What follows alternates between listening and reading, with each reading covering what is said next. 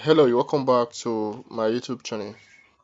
This tutorial explains how to add a story to your Imo account. So if you want to learn how to add story on your Imo, follow the steps in this video. Do not forget to like, subscribe and share if this video is helpful. So now once you click on your Imo account, at the right corner of close to your profile picture, we have add a story. So you now click on it.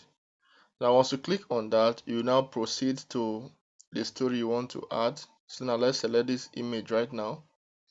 Then you now click on post below. You can as well set the visibility if you want everyone to see it, if you only want your contact. But if you are okay with the visibility, you now proceed and you click on post. So now this is how to post a story on Imo. Remember to subscribe, do not forget to like and share if this tutorial is helpful to you. Thank you.